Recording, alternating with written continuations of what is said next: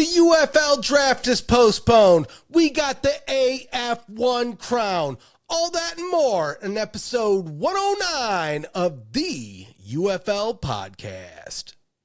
1, 2, 3.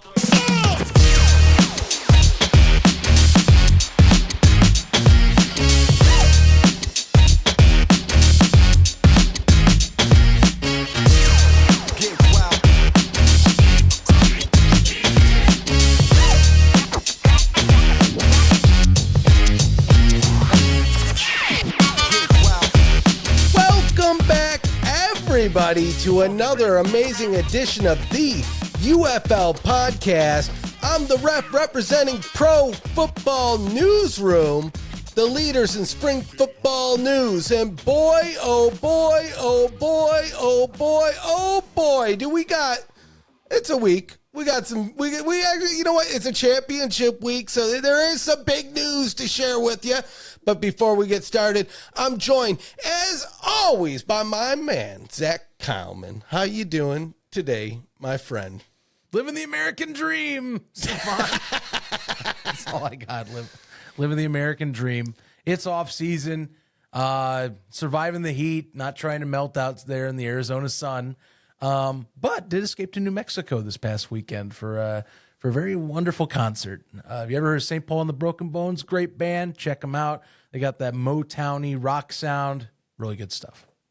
Very nice, very nice. Did you get anything with green hatch chilies on it while you're out there? Actually, It's funny. I didn't get it in New Mexico, but I got it in Holbrook, right by the border. Okay, fair. If I order anything hatch or chili based, I always get the Christmas mix, which is for those that don't know, they have green and red chilies. That's that's what New Mexico is known for. Christmas is just get both on the same dish. Preferably though, and I'm curious, I want to know your thoughts. I prefer green. Red's to me more heat, less flavor. But the experience I had at this place called Chameleon in Holbrook, Arizona, was better red this time than the last time I had it. But I like green chilies. You say I'm with you too. Yeah. Yeah, it's funny. My wife and I were just talking about making enchiladas over the next couple of days, and you know what? She read my mind. She came back. She brought at least the hatch green chilies to go along with them. All right, let's go. It's also really good in an omelet. Also great on a burger. Green chili is just versatile. You could throw it in almost anything, and it adds a little bit of pizzazz to it. My first time my dad came out here to visit me. He helped road trip me out here. We didn't really go grocery shopping for that stuff, but like I had kind of gotten the hatch greens out here, and he came out a second time with the family at that first Christmas that I was out in Arizona, and completely discovered you can buy them in can. He was so used to just in the restaurant, and so ever since then, I'll surprise him, or I'll like almost guarantee to get him a jar because you can't find it in Indiana. So he uses it for everything. The thing gets done in a few weeks. I'm talking, you get the big jar, the 505 brand. Yeah. He's a sucker for that. Hard eggs, you put it and you name it. If it goes in any dish, he'll put it in there. So yeah, man, I'm getting hungry now. What am I? Oh, I think we're having Indian food for dinner. So not the green chilies. We're going to do that one over the weekend. A different kind of heat. Yeah. I'll take it. But before we jump into things, here's what you got to do, guys. Follow us, social media. You know the drill, at UFL Podcast, at PF Newsroom, at UFL Newsroom, at The Ref Says, at Zach Kyleman, at all the things. At all the things. Hey, throw at around the UFL in there as well. And just go follow them all. All the places, all the things. Go do it. X is where we're most likely going to post. But go join the other ones too, because it's fun. It feels good. You know what feels good? Subscribing. Clicking the bell, it builds morale. It makes everything better. I mean, it's the off season. You're bored. You're a little bit down in the dumps, a little bit slum. Go ahead, make sure that bell is clicked. The morale is going to be kicking in. And you know what? Everything counts as we head towards a new season, a season 3 of the UFL. Yes, sir. What would this be? A season 5 of the USFL, which is kind of crazy to think about. Which, that it would. My goodness, things fly. A couple other things, like the video. That's free. I always say if it's free, it's me. Like the video. If you haven't watched Summer Stock already, watch it. If you've watched it, share it. If you've shared it, share it again. You know what I mean? Hey, throw a comment on it. Like that one too, because you know what? All those things matter. One thing I might, you know what? Maybe, I don't know. I'm working on something behind the scenes, Zachy boy, something a little bit different. Okay. Something a little bit spicy. I'm just, you know what? I'll talk about it a little bit. I'm working on Ref's hot sauce to be exact. You're working on a hot sauce? I'm working on a hot sauce, and we'll see. We'll see if this actually comes to fruition. I have to see, because one, I don't expect many people to buy them, but it's one of these things where I saw that it could be done, and I don't know. We'll have to see how feasible it is. I might do a small batch, so it might be a limited edition. The catchphrase, put it in your mouth. Okay. Pretty direct, but also, you know. You can put it on your food, but it goes in your mouth ultimately. Yeah. You know what I mean? But if you want to just dump it right in, I know it's going to be good. I do know of people that do just go. And Yeah. that's the only time I'm doing that motion on this show. So Yeah, I'm glad. I'm not. I know that's already going to get clipped in the Discord, so that's okay. You know, I have plenty of them out there, Zach. I clipped them myself. Be good. Embrace it. It's all for the fun. I'd mimic yours, but I don't want two on my name today. Yeah. No, mine's a little bit overboard. But no, I might actually, we'll see, because I think, you know, here's the thing that dawned on me. We have this little market that sets up by the arena, not the arena, the marina, by us. And they did the first one while you and I were traveling across the country. And as I looked at the vendors, I said, man, there's a couple people there, and they got some interesting things, but nothing too crazy and not that many. But I know people are all going to this thing. And to me, I'm like, you know what? How is nobody out there selling a homemade hot sauce? This is Texas. People will eat hot sauce. Mm-hmm. And I firsthand know, because you saw the barbecue place that we went to. It's just in a parking lot. Mm-hmm. Best, at least in the top 50 in Texas. I say it's the best. But one of the other guys I met in the same parking lot, he set up a booth selling pickles. He just took his grandma's recipe, started jarring his own pickles, and within 6 months, they're selling his pickles at Margaritaville. Wow. I'm like, you know what? Why does why don't old ref get in on this? And because I'm telling you, there's something to this, Zach. You know where I live too. If I just slap American made on this bad boy and just, I don't know, maybe got like a red, white, and blue ref shirt, like maybe like an American flag, sideways American flag. And I just went out there and said, ref sauce, put it in your mouth, American made, and just had it on a table. I'm telling you, I probably could sell them. I think I might. But aren't you We'll see. Aren't you forgetting the one other thing that would make it sell more? Oh, if I slapped a big Texas. That's literally the one point. I should just change it. Texas sauce. Tex sauce. Put it in your mouth. That stays. My wife was like, why put it in your mouth? I said, well, where does it go? I said, fair. Nowhere else. I hope to God nowhere else. So I'll show you after this, Zach. I already created the label for it.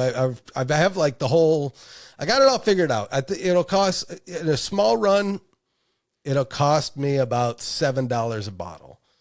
And so if I charge $10 a bottle, which is a lot of money, I know this, but it's cool. It's just wait till you see it, Zach. All right. It's good. It'll be good. Okay.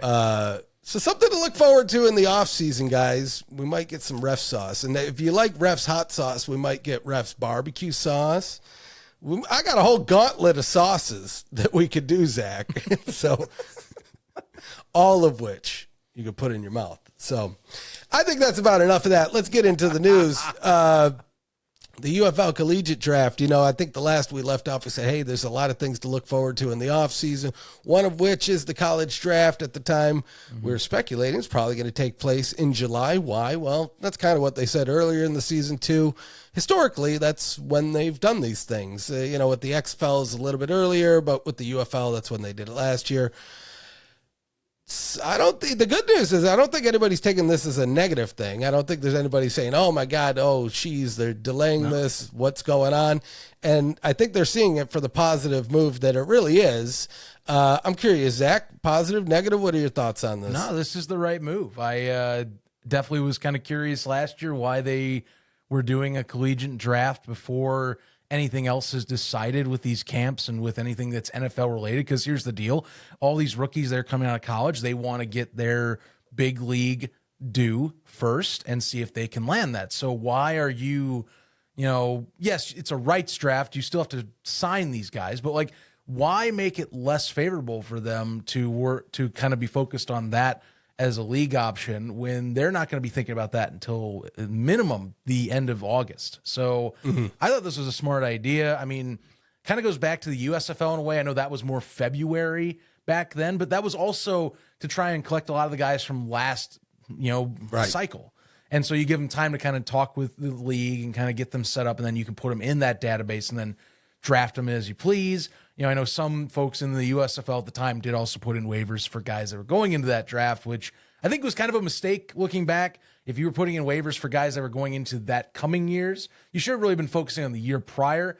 And I think we've got it on the right sweet spot now, because a lot of these players are going to be going, okay, well, crud, I don't have my due. Maybe, I can maybe get picked up by a practice squad, hopefully later on or soon. But what if I take this and I put my name into the draft for the UFL and say I like a team and I think my odds are better with the UFL to get some tape, and so I'll stick with that. So this was a good call. Last year's, I did look back, July 17th, that was when they held the last UFL Collegiate Draft.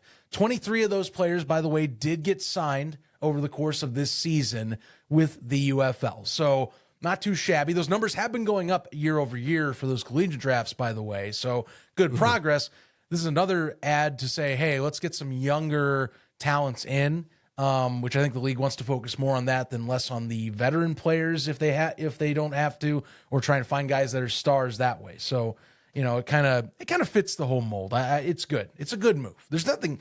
I mean, what would be the negative of putting the draft after the training camp? I just know how people are on the internet. Oh, I'm not questioning you. I'm questioning the audience. What is the negative? Because if there is one, I don't see it. You go through the entire NFL cycle. The NFL is going to be in season mode. Yeah, they'll look for guys. If you're there, they'll pick you up and call your name up if injuries come up. But you get drafted. You get several months to kind of be deciding if you're committing those rights or not, and that your training camp kind of tryout and film and all that is gone. You're either getting called up and have the name down, or you're not until next year. So this is the perfect timing for it. I don't see any problem with it.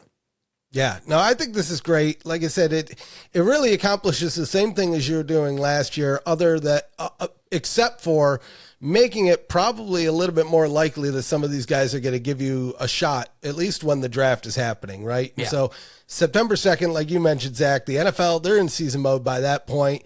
Some of the guys, not all of these guys are still going to sign with the UFL, but I think we have a good baseline to look at. So we had 23 from last year. I wouldn't be shocked if we match that, or maybe even get a little bit more this year with the change in the direction, in the timing. Plus, then you still have ample time before training camp starts. We don't know officially when it starts, but it'll be, in the new year.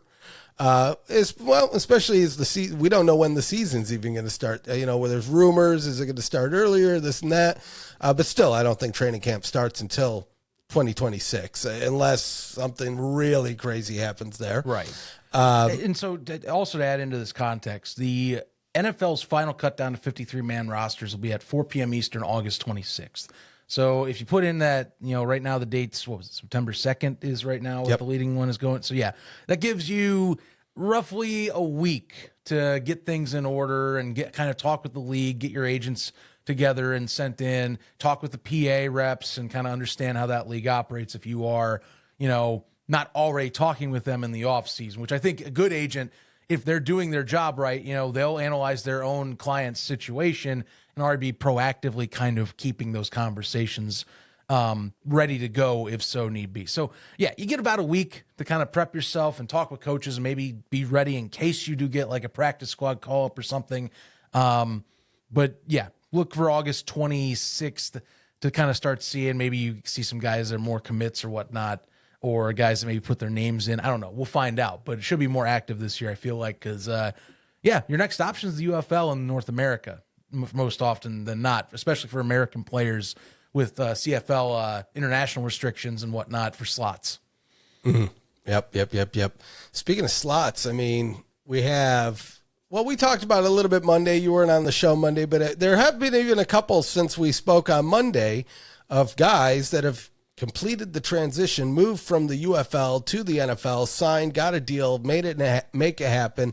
Again, will they make the final roster? Hey, that's what the offseason's all about. Oh, yeah. But I figure we could touch base, Zach. The first one up is one that we I guess teased on the show. Of course, as we speculated, by the time the show went live, the news was out. But Sal Cannella, again, heading off away from the Renegades, this time landing a spot with the Cleveland Browns. I got Spivey from my Roughnecks going to the Chiefs. Jaden Price, another Renegades guy, heading over to the Saints here. Yasser Durant going from the Defenders to the Patriots. And Dresser Wynn heading back over to the Rams for the offseason. You know what? He got the Showboats their first win this year. And that alone, I think, you know what? Get him over there. Get him over there. It's in the name. Just an extra N. First quarterback off the board to go back, which, I mean, Wynn does have connection to the Rams already, having kind of spells with them in 23 and 24. So, you know, definitely good that he's going to get back and get some more reps and kind of get back in that NFL scene. You know, guys talk. You know, you want to be able to kind of, you know, show out, be at camp, and even if it's not the Rams, it could be somewhere else you can go. So keep on getting those reps. I'll say out of the newly signed ones, by the way, congrats to all, of course, but some things I've noticed. First off, New Orleans, you know, they're really building up and trying to build some roster pieces via the UFL, which, to be frank, if you know the Saints, they're in kind of a cap crunch and a rebuild. So, you know, I think they're one of the perfect teams to kind of take advantage of this league because you're trying to find anybody and anyone without having to bust over the bank. So this is a good league, I think, for them to go into and say, hey, you know, we're trying to find the next great Saints team. Kellen Moore, new head coach there, is looking for, I think, some guys that are hungry. So good place to play it. They've already picked up 3 guys on this list. We might start making I've been curious if you want to see, we might make an NFL tracker on how this goes as the season goes on. I'm waiting until we get to, like, honestly, 20. I think would be a great start, and then we'll go from there. But hey, real quick, just to point out, because we talked about this a little bit on Monday. So, you know, the Saints, it's interesting that they have so many picks there because they have, especially from the Renegades, and I'll call out, there is a little bit of a tie in here. Randy Mueller is a professional advisor over for the Saints. That's right. Rick Mueller is an executive, what is he? Director of player personnel for the Renegades. So you got that brotherly tie in there. It's funny how these things all come together. Isn't that funny how that works? But you know what? Sign it up. I think we talked about in the past how I've surmised or theorized that the reason we always see the Cowboys get at least one pick, usually they're the first pick when it comes to the UFL to NFL signings, is because I think that, you know what, Daryl Johnston, that name holds a little bit of weight in that Cowboys locker room, and I'm sure the ownership's still a little bit happy about his performance in the 90s. And you know what? He's tied in with Fox, and that's only good for the Cowboys as well. So anyway, it's funny to see those tie-ins. So I just wanted to call that one out just because you weren't here on Monday is when we were talking about that. I understand. Football's a game of who you know. So I don't think that's anything to slouch at. You know, it's definitely something that's great for if you're pipelining to the NFL, and I think a lot of players are going to get noticed, and I think it's good to have someone you can talk into your ear, like, hey, who impressed you over here at Arlington? You know, one of the guys I do think I'm excited to see what his chances are. 2 of them out of this recent list is first off, Yasir Durant, excellent year, breakout year out, especially this year in the UFL 2025 All UFL team. And did a fantastic job protecting Jordan Teamu this season. I know it's a tough competition for linemen out there, but, you know, I think that he can go in, and I think that they're looking for some hungry guys over in New England. So, you know, not a bad spot to go back to try and prove it. I mean, he was already there previously with the Patriots. Let's see if he can do this again. So, you know, maybe this time gets a chance to stick, but best season he's had so far, shows growth, and I hope that translates to getting a roster spot for him over in New England with the Patriots. And Sal Cannella, once again, we see him every year. He gets a spot in camp, Can he stick this time? He's really talented. He's an excellent pass-catching tight end. We all know this very well by now. Can he stick the landing in Cleveland? It's a tough battle, especially when Cleveland has likes of like David Njoku being your starter. So you're not really competing for a starting job. You're trying to compete for the depth spot at a position that has minimum depth at it. So we'll see how it goes, but I'm also rooting for him as well. Can he stick the landing this time? I hope so. If not, will he be back in the UFL? We'll find out too, because as I tell people, we have stars in this league. He is a star in this league that the league can talk up. So one way or another, I'm rooting for him to get something of good success with this training camp. Absolutely. Absolutely. Now, we can shift a little bit, Zach. So last weekend, there was no UFL. Many people around the world wept. They cried. They were sad. Lots of tears until they found out there was a chase for royalty. A chase for the crown. The Arena Football 1 crown, to be exact. Now, Zach, I got to say, I tuned into these games, and I should have known betting against Sam Castronova because, I'm not like watching every one of these Arena Football games. But there's one of the names that I know is Castronova. And every time I watch, he's winning. He's winning. And what did they do? I mean, it was at the half, you could say it was close. It was close. It was. Close enough. It was a close game at half. Except we've talked about this, and you can go in from here. Salina had a chance to capture momentum by getting a 4th and goal stop. And you brought up Sam. I mean, come on. Across the shoulder. He's just a beast. Perfectly placed over 2 defenders to his man, Dwayne Brown. He didn't care. That was his number 1 guy all year. He said, I'm putting it up for you, and I'm going to put it where only you can catch it. Across his body, by the way. Mm-hmm. The man's a beast. And, that kind of took the sails out of the Liberty, who had been really, I think, leaning on the underdog and kind of rally mentality. Just did not help going into halftime. Even if it was a possession down, if you consider the deuce being a 10-point swing. Didn't we had what? There was at least 2 deuces in that game. Was there 3? There was at least, I know there was at least 2. There's at least 2. I know there was at least 2. I'm gonna get the stats up to double check. But yeah, Hale alone had 2 of them. I don't remember Nell having one, but I could be wrong, so I'll double check myself on that. And so for the folks out there that are saying, what the deuce? What's a deuce? Zach, correct me if I'm wrong. It's so when you're punting the ball away, if you hit it between, what is it, the net? What do they call it there? Well, there are rebound nets, but the way the net structure is, you've got 2 massive square netting structures on the sides of your traditional field goal nets. Those field goals are, by the way, less width than the outdoor game as well. But what it is when you kick off from a possession. So say you score and then you're kicking to the opposing team. Well, you can kick that from your goal line to the other side of the field. And if you nail it between the uprights, you get 2 points. And the opposing team starts at the 5-yard line as their touchback.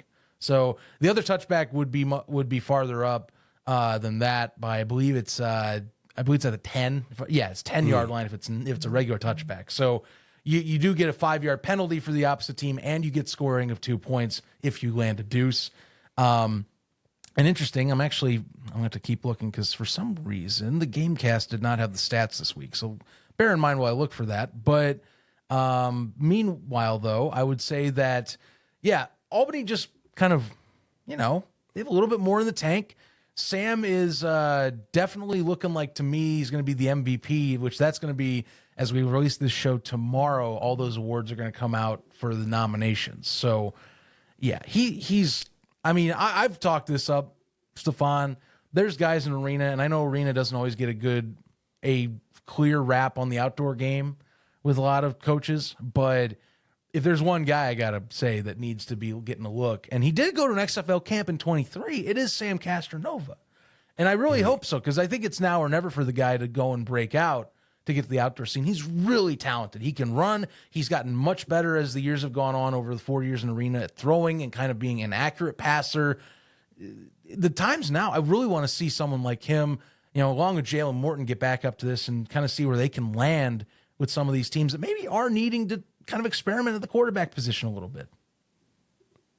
Yeah, I would love to see him make that transition, come up to the UFL. It's one of these guys, again, every year, whenever we're traveling, either for spring stock or summer stock, we always have like an arena football game ongoing behind the scenes as we're like moving around, whatever. And I don't know, every year he's in one of these games. I'm like, he's just consistently good. And then on the flip side, so we both of us were 1-1 last weekend. I'm shocked. I even shocked myself. But, couldn't let a good Cat team go without rooting for it in the playoffs. Nope. I'm a Lions fan. I grew up a fan of a Cat team, so I'll support a fellow Cat team when I see one in need. I do it with the Panthers. Some may say it's not very good luck when I start rooting for your team. But nonetheless, I rooted for the Nashville Cats. What did they do? They clawed their competition down. So now we have a battle. Because, again, another one of these guys, Tyler Kulka, is another one of these guys who is just solid. But you know what? They took control of that game. This is going to be this weekend. And for anybody that doesn't know, this weekend, early game too. So you can like get it knocked out and then go barbecue or go hang out with the family, do whatever you need. It's 1 p.m. Eastern, right? Yes. 1 p.m. Eastern on Saturday. It's on Vice TV, or you can get on Friendly. I think it'll be on Everest a couple days after, or maybe a day after. Yeah, Evergreen it should be. Evergreen, Yeah. sorry, whatever. It's all right. That's what they get for not doing it live. If they did it live, I would have got their name right. Anyway, and I'll mention again, there is a free 1-week trial at Friendly TV, so you can try that out. Or if you have Vice TV, you already got it. Zach, you know more about this than anybody. I was just letting you kind of get all the info out there. But yeah, I say 1 o'clock for sure. Vice TV. It's going to be hosted in Albany, New York. So if you are listening and happen to be in the capital region, or anywhere that's west of New York City, or even New York City, hey, that's not too far. It's maybe, I believe it's like an hour and change at most drive up the way to go to Albany, New York. But that venue is a lot of fun over at MVP Arena. Definitely recommend heading out. But speaking of the Cats, because I think that the game is going to be intriguing for the fact that Nashville does have a few things going for it. First, Tyler Kulka, when he's on. Been a international prodigy of sorts. Actually played in Japan before coming over here to play with the Nashville Cats for legendary coach Darren Arbett, 4-time Arena Bowl champion back in the AFL days. And this roster's really been an excellent constructed veteran roster with some pieces that have been added throughout the season. Kulka didn't start the year as a starting quarterback, and Rakeem Cato, who was supposed to play for Salina up until he got knocked out with concussion the week prior against the Storm before he was supposed to go and play the Firebirds, he was the starting QB for the Cats for a few games. And so they brought Kulka in. Kulka's been lighting things up. Honestly, if he plays the whole season, I think he's in competition for at least minimum offensive player of the year for how he's been doing in keeping that Cats offense on and in sync. So excellent stuff there. Now, the thing is, can this team avoid taking the quarter off? Nashville's notorious, by the way, this year, when they have gotten all their pieces, when Kulka's come in, they always take one quarter off. It seems like they can't score, they can't get the offense going for a quarter, which a team like Albany, you just can't do that. There's really no mistakes you can make against the Firebirds. And if you look at the last time these two matched up with Tyler Kulka and the current setup that they have with their roster, they kind of did that in the third quarter. It was a close game up until the second half. And the third quarter, they just completely fell off the wagon and had nothing for Albany. Got back in the fourth quarter and started trading blows again. But that's the thing. You can't take possessions off with the Firebirds. This is an all-star roster. It's arguably, to me, the best arena roster I've seen since I've been following the game. So, yeah, really no room for error coming up this weekend. And, Nashville, they did a great job, I think, at staving away what was an early rut against the Southwest Kansas Storm. We talked with, Jalen Morton about them kind of getting out of their rut against the Liberty and how that end of season kind of 2 blown games went. And I'm sad to say, I think some of that did carry over because they kind of stumbled out of the gate, had some stops that Nashville got 4 and outs on, and they just traded blow for blow, couldn't get the ball back. And eventually, one thing Nashville did well, and this is kind of ironic, Stefan, unlike the Storm the 2 weeks prior, they actually ran out the clock and were able to get forward progress by running the ball, which A lot of people criticize Gary Thomas's team for not doing that. So it's kind of ironic that Nashville, with a veteran coach in Darren Arbette, by the way, basically went, all right, hand off, run for a yard. And all you need is half a yard or some inches minimum, and the clock keeps running. And that's all they did. They took one timeout away, sipped away the time, and it was kind of anticlimactic, but that's kind of how it goes if you can't get that stop in arena. So ironically, that's how Southwest Kansas lost. And, it kind of shows the veteran, I think, older school arena coaching there that did prevail, and kind of understanding that, hey, it's not bad sometimes in a certain situation to run on the ground in this sport that is designed usually to be through the air. Yep. So we have one hell of a game on our hands this weekend. You mentioned, though, the Cats game last week compared to the other one, closer game, but if you watched it on TV, you might not think it was as close of a game. It did. The score at the end was closer than maybe you would expect if you watched it at halftime. Yes, a bit. But I think we're going to have a hell of a show. Like you said, Zach, again, you probably know these teams a little bit more than I do. I do look at, okay, the Cats lost both times against the Firebirds earlier this season. But none of that really matters to me. You know what really matters to me? Who would win in a real-life fight? A cat or a bird? Because these are the questions that people really want to know. Now, somebody, one of the podcasts, and I apologize, it was one of them, astutely pointed out that the Firebirds breathe fire. I wasn't initially taking that into the whole equation because I'm like, well, a bird versus a cat. So a bird that breathes fire versus, is it just any old cat? One, it's a cat that walks on his hind legs. Two, he's got a comb. It's a cat with a guitar and a comb that can play music. A guitar that you can use as a weapon. Also a shield. Fire, shield. Comb. I've seen, so we're talking, this is not just any old cat. He's an alley cat. He is. He knows the streets. He knows he's a little bit differently. And now, you know what I'm thinking, Zach? West Side Story. So, okay, the bird, he has the sky. He has the flame. But the Nashville cat boy, he's got the guitar. So he's got a shield. And that comb, that's not any old comb. You click one button, turns into a switchblade. Oh my God. You ever seen those, Zach? Yes, you ever see them? They flip open? Yes, I have. Nobody saw it coming, but he's a dirty old alley cat. And you know what? Another shield, because he's an alley cat. He's got garbage can lids hanging all around him. So it's like Skyrim rules. Just with a smaller sword. And an alley cat that knows the streets. Here's the thing. The bird, he can fly. But does he have opposable thumbs? No. And who conquered the world, Zach? Beings with opposable thumbs, not birds. The dinosaurs are flying all over the place. You know what happened? Ooh, it got a little too cold or hot. I don't know. Mutated cat. That's what we're going. I'm thinking with. the cat.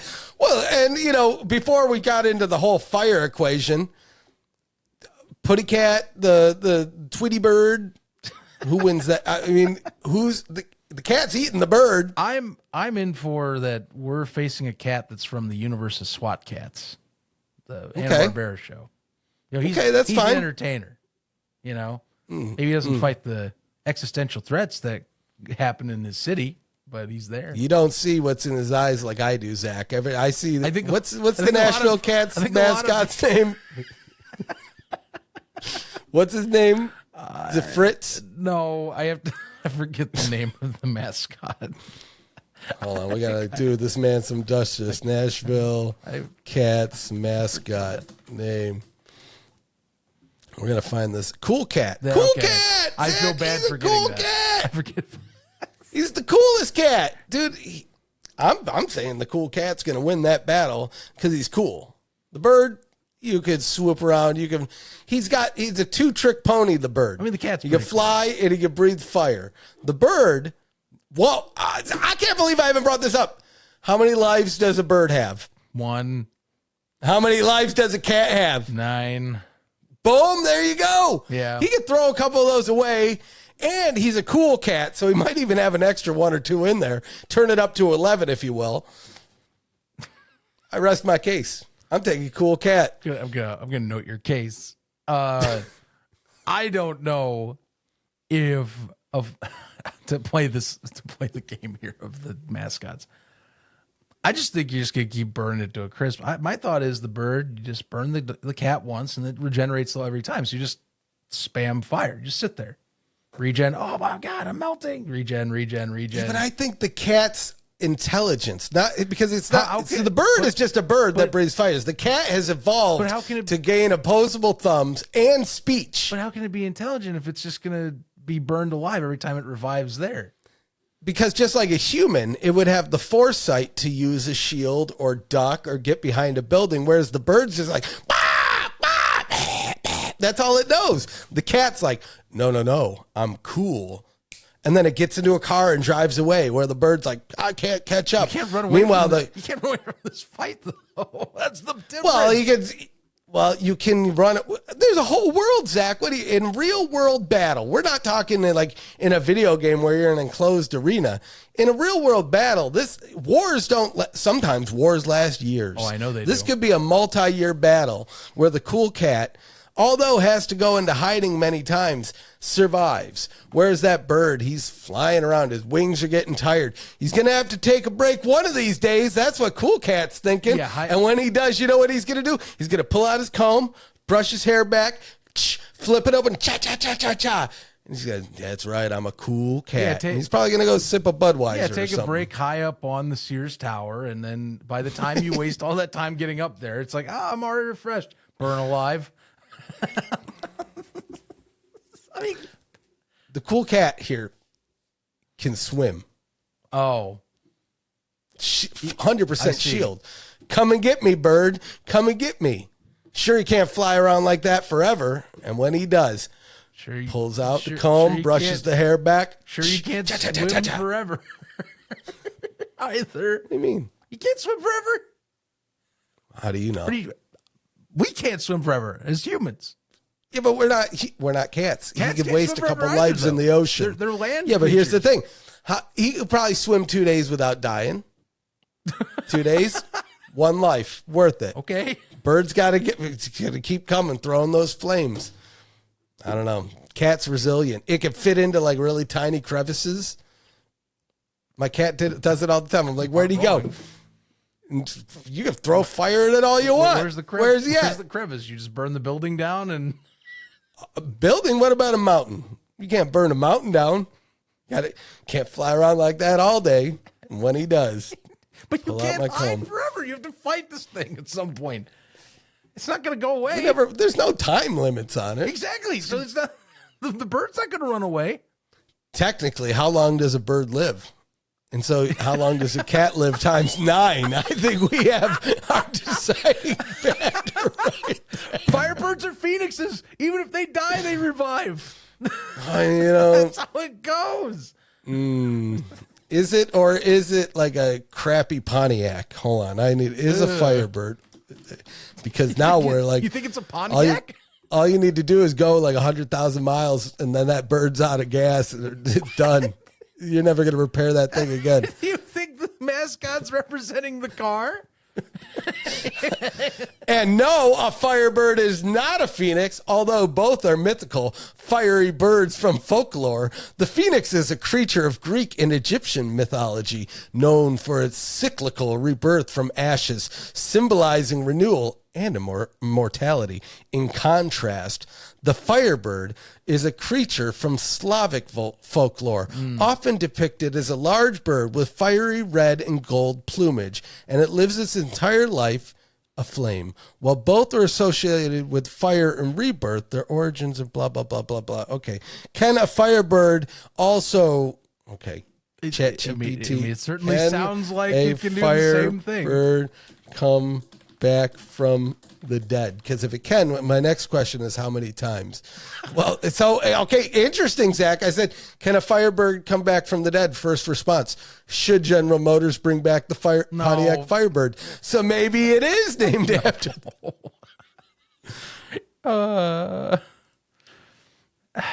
No. I don't know if we're going to come to terms on this one. I'm still taking the cool cat. All right.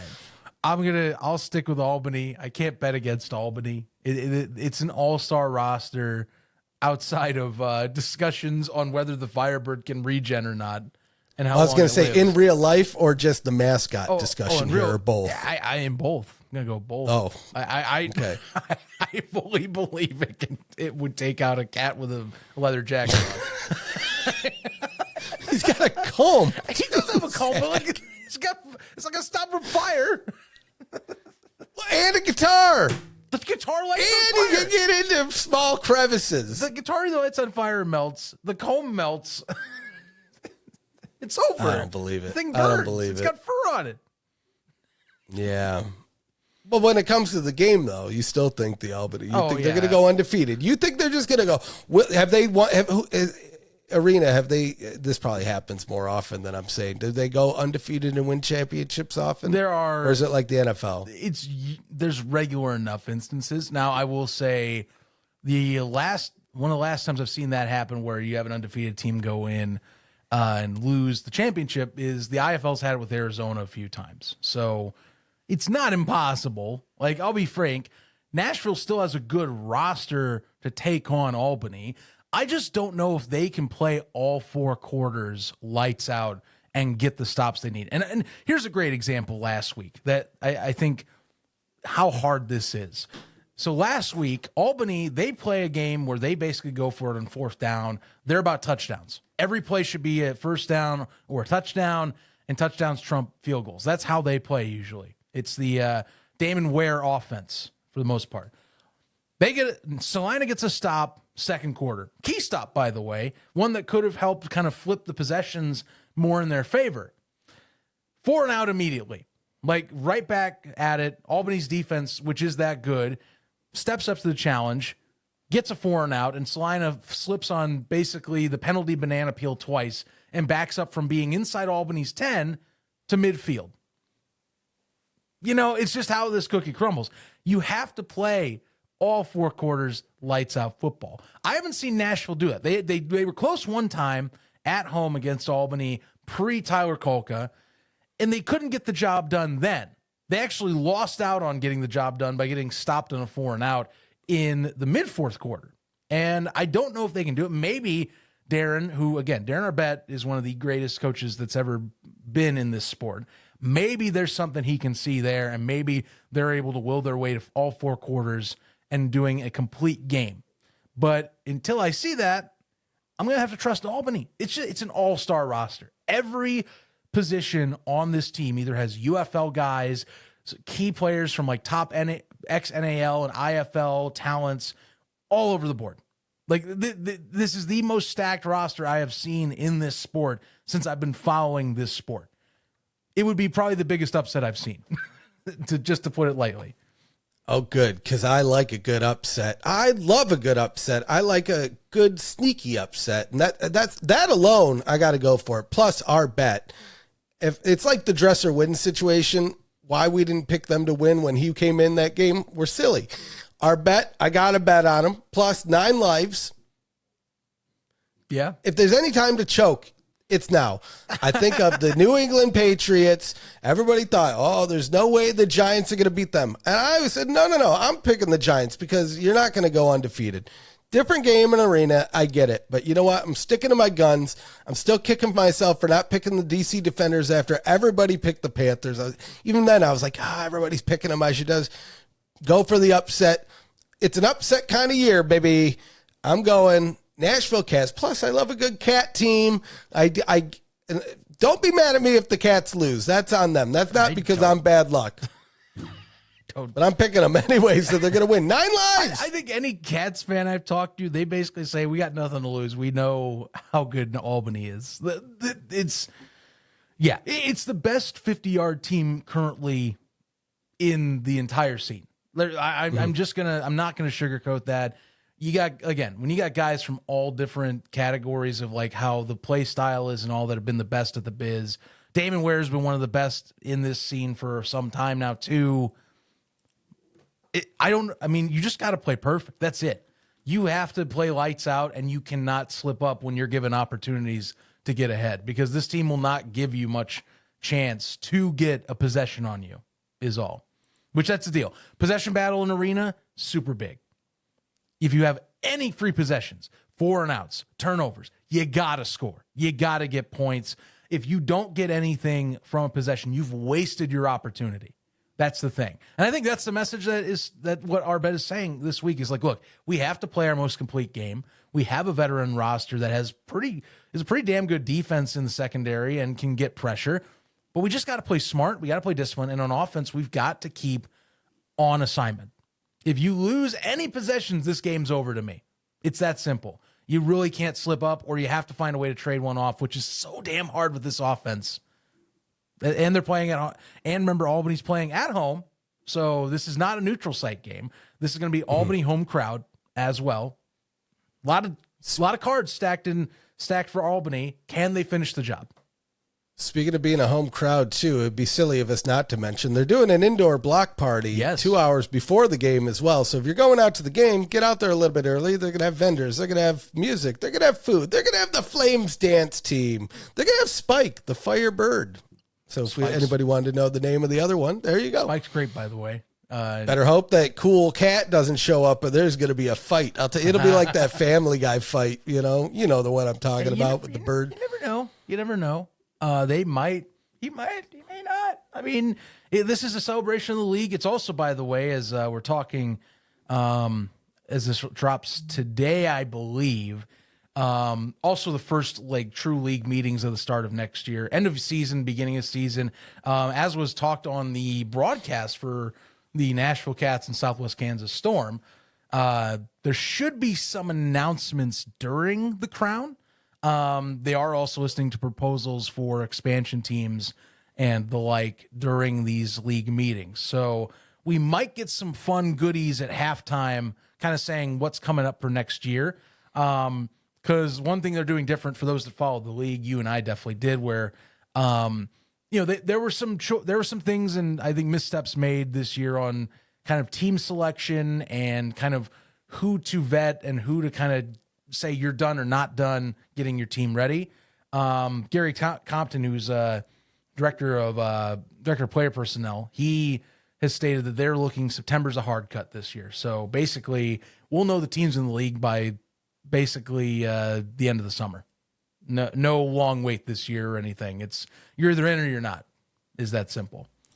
Very nice. So another thing to look forward to when you tune into the game this Saturday, 1 p.m. Eastern over on Vice or Friendly TV. One other thing, Zach, and I'm hoping you know the answer to this. You might not. Is there a crown? Have we figured out if there's a real crown? A trophy, fine. The trophy better have a crown that comes off of it and onto the player's head. And and if anyone's listening, instead of an MVP, pick a king. The king of the championship game, the Garita crown. He put the crown on his head, sat him up. I would love if they leaned into that. I don't know if they will lean into that. There's been some grainy footage in one of their promo videos showing off the championship trophy. It's not a crown if that is the one they're rolling with, by the way. But again, I should state this in knowing that the folks I talk to will maybe listen to this. I'm not sure if they do have that plan, by the way. I haven't confirmed that. What I do know is that they've highlighted a trophy that's kind of like this, it's a football at the top with a spiral kind of support going down to a base. So we'll see. Maybe there'll be a crown. You know what? I mean, there's been a lot of people. For next year, if there's not one this year, there better be one next year. The amount of people that have suggested Burger King needs to be a sponsor. I mean, it's right in the name. It'd be perfect. I mean, you know what? Depending on how this hot sauce deal goes, maybe next year it'll be me and Hulk Hogan. It'll be Hulk Hogan's Real American Beer and Ref's Tech Sauce, made in America. I'm sure if it takes off, they put it in your mouth. They would gladly give you a place to sponsor. I want to know how much do I have to pay to get a sponsorship on the field or in one of those banner forms? Because I'll put a sauce banner. I mean, if you're up looking there for a local market, that wouldn't be as bad. National deal, you're definitely going to be paying more. You know, you're still paying some $1,000s of dollar mark to get something like a full banner. If you're doing a field one, it's even more because that thing's always there on camera. So just keep that in mind. But Fun thing I know, teams sell those packages. You can double up if you want. You can upgrade if you want. So, well, I saw that guy that had the silly can of some drink. It was a sponsor. I'm like, you know what? That could be my sauce. I can't remember what game it was. It was one of these guys. He had it was AF. It was AF Energy or something. Energy AF. NAL. They had Hard AF Seltzer. That was the sponsor. That's what it was for the title game. Which I mean, you know, I've looked up. We looked up them. They're not too big, but they're kind of up and comerish. So, you know, it could be my sauce. Hey, I'm just saying. You can be the sponsor of one of these games. And I'll tell you this: if you like hot sauce, this sauce that we're going to be putting out, it's the best hot sauce. There's no hot sauce like it on the market. It's good. These are the catchphrases. I can't wait to. This is my marketing jargon. It's good. I can't wait to taste test this on show and put it in my mouth. Good. And you know what you're gonna say? This is the best sauce I've ever had. I've never had a sauce as good as this sauce. All pump. This is some good sauce. All pump, no dump. Yeah, dude. Just imagine if that's the thing that makes me a thousandaire. A thousandaire. Ooh, I made it, baby. We're selling sauce. I'm buying that golf cart battery. Hell yeah, dude. Just imagine. I'm thinking beyond the sale. If the hot sauce works, boom, we're going into the barbecue market.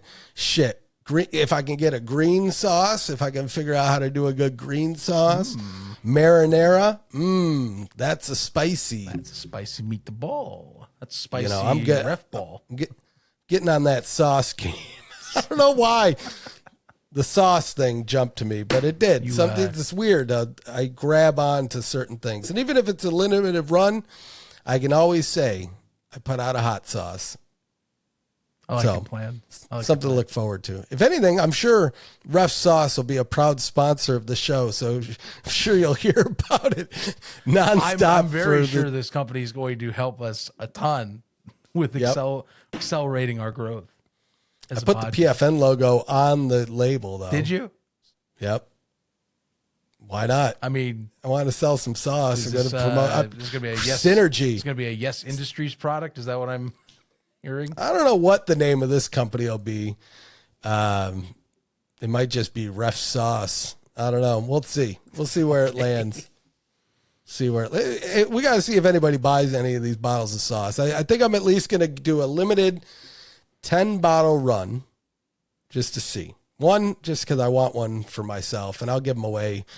Who knows? Maybe that'll be a giveaway. You should do prototypes 1 year. through 10, see which one gets the most traction back, and then, I don't know. I mean, that's my thought. We'll get there. So keep an ear out. There might be some sauce on the way. It'll be a $10 sauce probably. But you know what? If you want to help test out the sauce, that's what it's going to cost. That's what they say there. And it rhymes. It must be true. But you know what? If we're talking about sauce, that means we probably ran out of things to talk about. So you know what? We'll recap. Here's the things you need to do at UFL Podcast, at The Ref Says, at Zach Kalman, at UFL Newsroom, at all the things. Go follow us at all the social media places. If you're over on YouTube, subscribe, click the bell. It builds morale. It also lets you know when new videos drop, when we're live, just like Mondays with Around the UFL, and like I said, when videos drop, just like this one, you'll be the first to know. And you know what? I'm sure we'll drop a sauce promo. Another thing we do need to do in the off season, Zach, is because we've been talking about it for years. We need to get on and play some Portal 2 multiplayer. Yeah. I love Portal 2. I've never played the multiplayer because I have no friends. But you know what? You're my friend, and you play Portal, so we might as well do the damn thing. You have a friend that can play So Portal. You know what? Yeah, so we'll do that at some point. Plus, I think Ducky said he was putting together UFL Jeopardy, and so that might be fun for us to like get on and do that. I guess he'll be the Alex Trebek, or who is even the host? Ryan Seacrest now? I have no It's just clue like Ducky. Who hosts Jeopardy? Who does host Jeopardy anymore? Yeah, I don't know, but stay tuned. We got all sorts of things planned for the off season. Even if there's not news, we'll have something going on. We might not do shows every week. I got a feeling Zachy and I are probably going to take a week off next week, at least from this show, because I mean the NFL's on vacation, Zach. So I don't anticipate there's going to be any more signings. at least in this short-term period. And I don't know if there's going to be any news, but who knows? Maybe we'll be playing Portal or doing something completely different. But this is why you subscribe and click the bell and do all the things. Hey, we talked about AF1. They also have UFL merch. Check the link down below for Royal Retros. You'll get 10% off. But did you see? We'll end it off with this. Did you see the sweet AF1 playoff merchandise that they have? I did. They got like shirts and hats and team gear. They even have like legit jerseys. If you want a Cats jersey, I think they have the home and the away and the patch, retro. by the way. So they're going to have a patch for the championship. So that's what you get with that too. Yeah, I want this shirt. They have the championship shirt now. I think they only have it in like this gray color. I don't wear light colored shirts a lot because I'm a sloppy eater, Zach. And so, yeah, they only have white or gray. The gray might work, but I really wish they had like black. See, this is where you challenge yourself. You get the white shirt and you use it as practice. I've done it, and I could show you all the ones that I've practiced poorly on. But you know what? I might pick up one of these damn Cats jerseys, especially if I can get it with the patch on it. So they only have the white jersey, though. Oh, you stinky stinkers. Yeah, that's my goodness. Kind of their main one. They do have, like, it's all black in real life, too, but I think white's kind of the primary for them. And it's also the one they're going to be repping, by the way, in the Crown. Something I did get confirmed when we were talking with our crew on the side is Cats will be wearing the white with the blues, and I believe black pants. And then the Firebirds will have the burnt orange, which my favorite personally, with the black pants on. So, and just even if call this out too, one thing that's pretty sweet about Royal Retros, you can get any name and number on the jersey. Mm-hmm. So if you want one of the players, sweet. You want your own name, sign you up. So like me, I'm probably going to get a ref one. Now I am going to double check for you. So yeah, it's definitely if you go farther down the list, and this is the last thing I'll say, and then we wrap it up. You can get a Cats black jersey, and maybe, but it doesn't have the champion. I could probably ask. I mean, you could definitely probably DM and see if you can get a patch, and then like get it on there if you want the patch that bad. But yeah, the only reason that it's only one selection is because those are the championship outfits. So that's what you're going to get see come Saturday afternoon. And they do have some cool shirts on here, though. They do have some cool stuff. So hey, if you're looking out for some new merch, like I said, they have that. Plus, they have official UFL gear that it's better quality than what you're getting on the UFL shop. Let's just be frank here. It's stitched. It's good. Stuff. It's custom. You can get any name. And so a lot of it's the retro stuff. So you can get, but if you like the Roughnecks, like the old Roughnecks jerseys, they got those and they're nice and they're stitched and they got the whole thing. And there's all sorts of leagues in there. So anyway, I'll leave it at that. I think that's about it. So until next time, guys, sign you up.